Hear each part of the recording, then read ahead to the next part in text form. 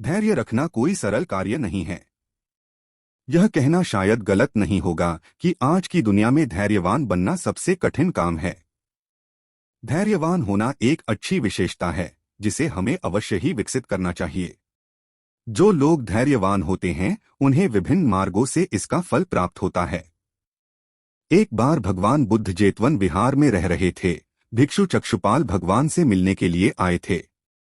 उनके आगमन के साथ उनकी दिनचर्या, व्यवहार और गुणों की चर्चा भी हुई। भिक्षु चक्षुपाल अंधे थे।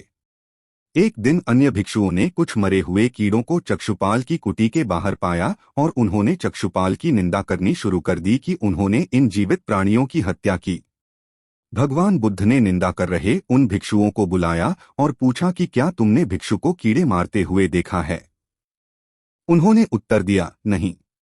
इस पर भगवान बुद्ध ने उन साधकों से कहा कि जैसे तुमने उन्हें कीड़ों को मारते हुए नहीं देखा वैसे ही चक्षुपाल ने भी उन्हें मरते हुए नहीं देखा और उन्होंने कीड़ों को जानबूझकर नहीं मारा है, इसलिए उनकी भर्त्सना करना उचित नहीं है।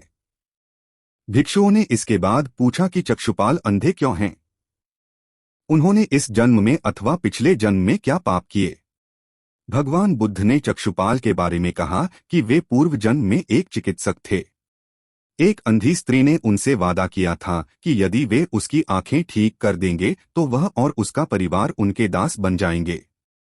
स्त्री की आंखें ठीक हो गईं, पर उसने दासी बनने के भय से यह मानने से इनकार कर दिया। चिकित्सक को तो पता था कि उस स्त्री की आंखें ठीक हो गई हैं। वह झूठ बोल रही है। उसे सबक सिखाने के लिए या बदला लेने के लिए चक्षुपाल ने दूसरी दवा दी। उस दवा से महिला फिर अंधी हो गई। वह कितना ही रोई पीटी, लेकिन चक्षुपाल जरा भी नहीं पसीजा। इस पाप के फलस्वरूप अगले जन्म में चिकित्सक को अंधा बनना पड़ा। एक बार भगवान बुद्ध अपने अनुयायियों के साथ किसी गांव में उपदेश देने जा रहे थे। उस गांव से पूर्व ही मार्ग में उन लोगों को जगह जगह बहुत सारे गड्ढे खुदे हुए मिले। बुद्ध के एक शिष्य ने उन गड्ढों को देखकर जिज्ञासा प्रकट की, आखिर इस तरह गड्ढे का खुदे होने का तात्पर्य क्या है? बुद्ध बोले, पानी की तलाश में किसी व्यक्ति ने इतने गड्ढे खोदे हैं। यदि वह धैर्यपूर्वक एक ही स्थान पर गड्ढे खोदता तो उसे पानी अवश्य मिल जाता, पर वह थोड़ी देर गड्ढा खोदता और पानी न मिलने पर दूसरा गड्ढा खोदना शुरू कर देता। व्यक्ति को परिश्रम करने के साथ धैर्य भी रखना चाहिए। हर व्यक्ति की अपनी दिनचर्या के अनुसार ही अपने लक्ष्य होते हैं, जो उसके प्रयास के कारण ही बनते हैं। केवल इस अंतर के साथ उद्देश्यों का महत्व एक जैसा नहीं होता। मेहनत से गंतव्य तक पहुंचना सरल काम नहीं होता। इस बात की संभावना ज्यादा होती है कि लंबे मार्ग में समस्याओं के कारण मनुष्य की रफ्तार कम या फिर पूरी तरह से रुक जाए। यदि व्यक्ति के पास पर्याप्त अनुभव न हो तो संभव है कि वह आरंभिक रुकावटों का सामना होने पर हताश हो जाए। यदि वह उद्देश्य तक पहुंचने वाले तत्वों को पहचानता हो तो इस बात में संदेह नहीं रहता कि उसकी सफलता की संभावना कई गुना बढ़ जाती है।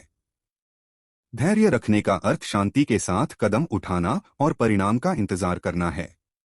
उतावला होने का अर्थ है कि तुरंत परिणाम तक पहुंचने की कोशिश करना।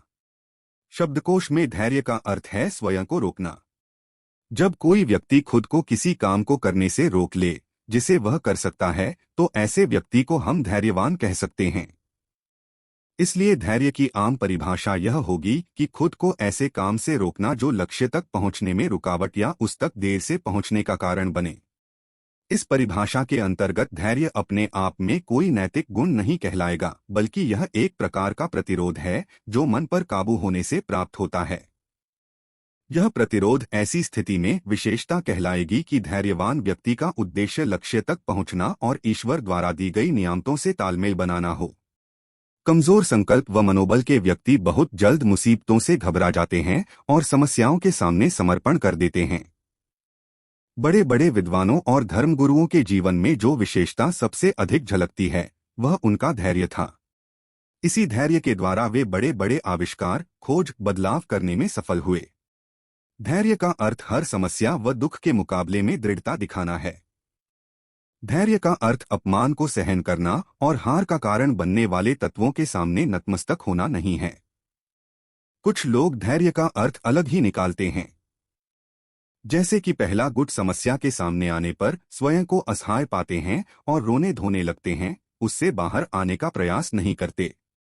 दूसरा गुट वह है कि जो समस्या का डटकर सामना करते हैं। तीसरा गुट वह होता है जो कि समस्या का सामना करता है और उसका हल करता और परमेश्वर का आभार व्यक्त करता है। चौथा गुट वह है कि जो ऐसे लोगों का होता है कि जो कठिनाइयों निपटने के लिए स्वयं खड़े हो जाते हैं और उसके नकारात्मक प्रभाव को निष्क्रिय बनाने की योजना बनाते हैं। धन्यवाद दोस्तों।